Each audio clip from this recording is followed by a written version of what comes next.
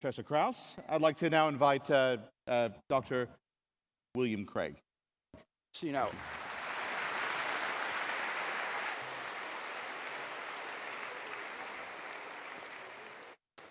Thank you very much.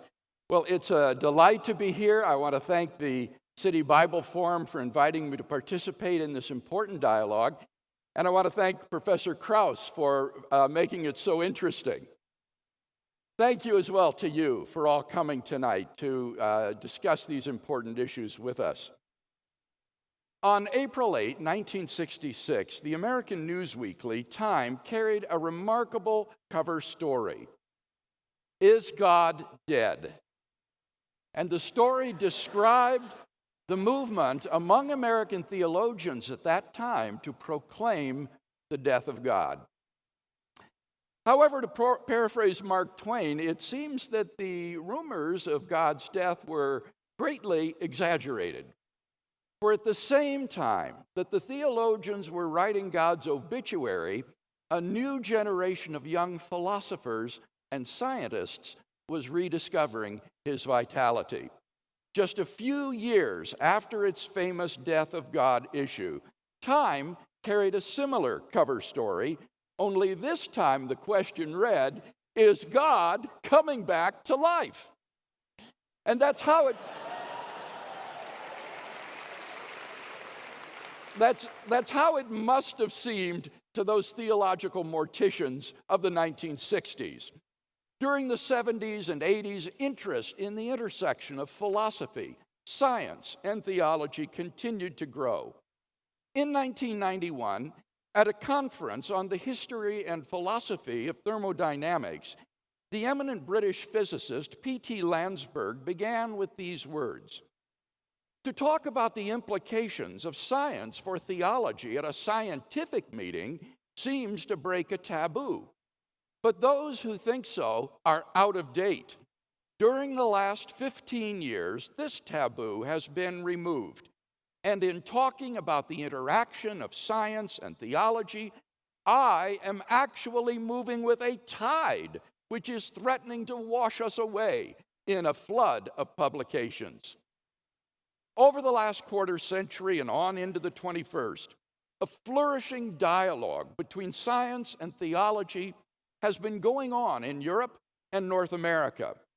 Numerous societies for promoting this dialogue, like the European Society for the Study of Science and Theology, the Science and Religion Forum, the Center for Theology and Natural Science, and so forth, have sprung up. Not only are there professional journals devoted to the dialogue between science and theology, such as Zygon and Perspectives on Science and Christian Faith, but more significantly, secular journals like Nature and the British Journal for the Philosophy of Science also carry articles on the mutual implications of science and theology. God has even found his way into the pages of astrophysics and space science. The dialogue between science and theology has become so significant in our day that both Cambridge University and Oxford University have established chairs in science and theology. I share all this to illustrate a point.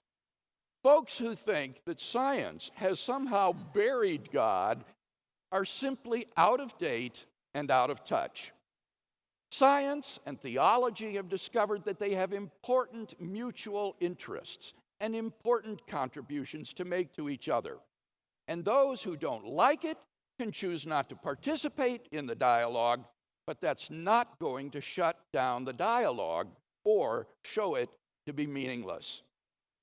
Now, when Dr. Krauss says that science has buried God, he does not mean that science has shown that God does not exist. Rather, he means that God is unnecessary. But unnecessary for what? God is necessary for forgiveness of sins, for salvation, for eternal life. Rather, what Dr. Krauss means is that God is unnecessary for doing science. But in so saying, he is criticizing a very naive concept of God known as the God of the gaps, where God is used to plug up the gaps in scientific knowledge. No one on the contemporary dialogue is advocating a God of the gaps. Dr. Krauss is attacking a straw man. The relationship between science and theology is much more nuanced than a naive God of the gaps. I can think of at least 6 ways in which science and theology are relevant to each other. I have time to talk about only 3. 1, theology furnishes the conceptual framework in which science can flourish. Science is not something that is natural to mankind. As Loren Eiseley has emphasized, science is an invented cultural institution which requires a unique soil in which to flourish. Modern science did not arise in the Orient or in Africa, but in Western civilization. Why is this so? It is due to the unique contribution of the Christian faith to Western culture. As Eiseley states, it is the Christian world which finally gave birth in a clear, articulate fashion to the experimental method of science itself. In contrast to Eastern religions and animistic religions, Christianity does not view the world as divine or as indwelt by spirits, but rather as the natural product of a transcendent creator who designed and brought it into being. Thus, the world is a rational place which is open to exploration and discovery. The whole scientific enterprise is based on certain assumptions which cannot be proved scientifically, but which are part and parcel of a Christian worldview. For example, the laws of logic, the orderly structure of the physical world, the viability or reliability of our cognitive faculties in knowing the world, the validity of inductive reasoning, and the objectivity of the moral values used in science. I want to emphasize that science could not even exist without these assumptions, and yet these assumptions cannot be proved scientifically. They are philosophical assumptions, which are, interestingly, part and parcel of a Christian worldview. Thus, theology is relevant to science in that it can furnish a conceptual framework in which science can exist. More than that, the Christian religion historically did furnish the conceptual framework in which modern science was born and nurtured. 2, science can verify as well as falsify theological claims. When religions make claims about the natural world, they intersect the domain of science and are, in effect, making predictions, which scientific investigation can either verify or falsify. Let me give some examples of each. First, examples of falsification. Some examples are obvious. The views of ancient Greek and Indian religions that the world rested on the shoulders of Atlas or the back of a great turtle were easily falsified. But more subtle examples are available too. Take the claim of many Eastern religions like Hinduism and Taoism that the world is divine and therefore eternal. The discovery during the 20th century of the expansion of the universe reveals that far from being eternal, the universe came into existence at a point in the finite past before which literally nothing existed. Stephen Hawking writes, "Almost everyone now believes that the universe and time itself had a beginning at the Big Bang. But if the universe came into being at the Big Bang, then it is temporally finite and contingent in its existence, and therefore neither eternal nor divine as pantheistic religions had claimed." On the other hand, science can also verify religious claims. Let me give two examples. First, one of the principal doctrines of the Judeo-Christian faith is that God created the universe out of nothing a finite time ago. This teaching was repudiated by both ancient Greek philosophy and modern materialism. Then in 1929, with the discovery of the Big Bang, this doctrine was dramatically verified. Physicists John Barrow and Frank Tipler, speaking of the beginning of the universe, explain, at this singularity, space and time came into existence. Literally nothing existed prior to the singularity. So if the universe originated at such a singularity, we would truly have a creation ex nihilo. This is not only the case for the standard Big Bang model, but for other models as well. In 2003, Arvind Borde, Alan Guth, and Alexander Vilenkin were able to prove that any universe which is on average in a state of cosmic expansion throughout its history cannot be infinite in the past, but must have a past space-time boundary. Even if our universe is but a tiny part of a greater so-called multiverse composed of many universes, their theorem requires that the multiverse itself must have an absolute beginning. Last year, at a conference in Cambridge celebrating the 70th birthday of Stephen Hawking, Vilenkin delivered a paper entitled, "Did the Universe Have a Beginning?"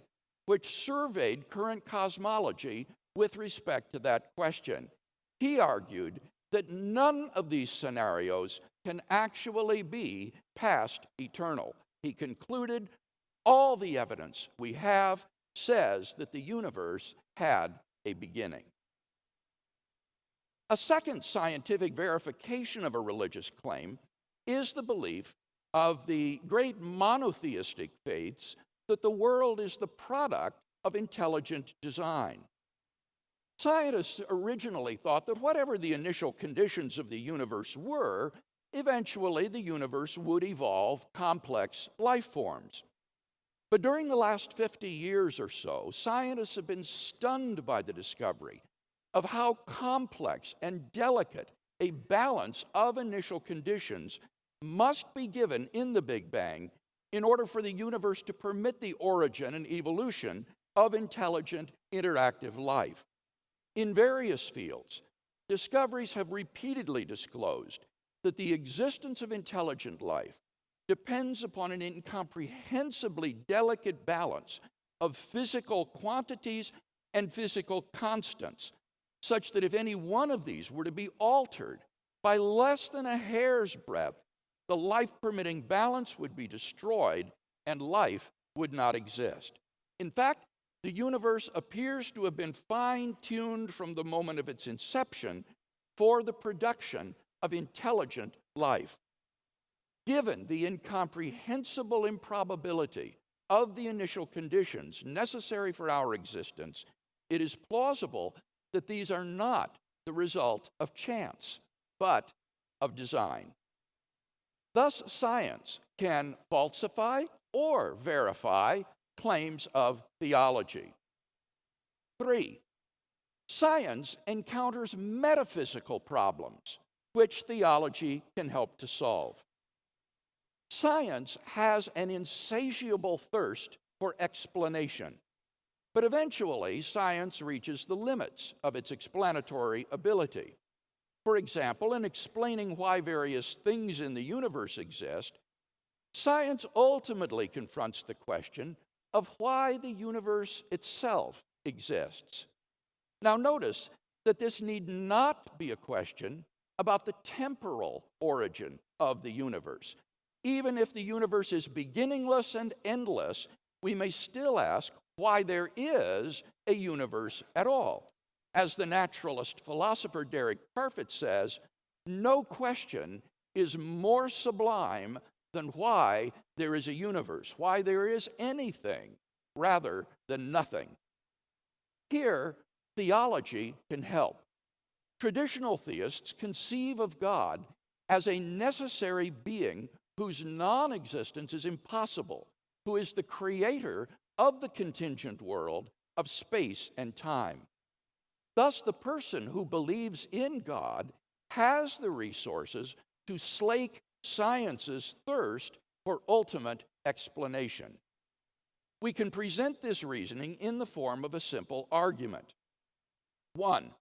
Every existing thing has an explanation of its existence, either in the necessity of its own nature or in an external cause. 2.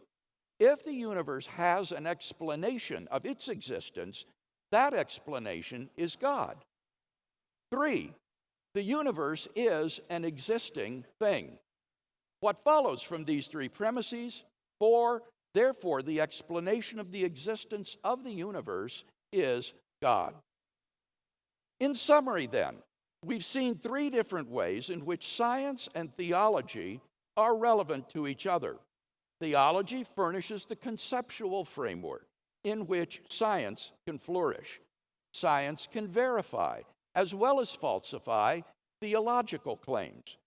And third, science encounters metaphysical problems which theology can help to solve. There are other ways in which science and theology are related as well, but time does not permit a discussion of those now. These are but some of the ways in which science and theology are mutually relevant. And that is why, after all, there is such a flourishing dialogue going on between these two disciplines today. Yes, thank you.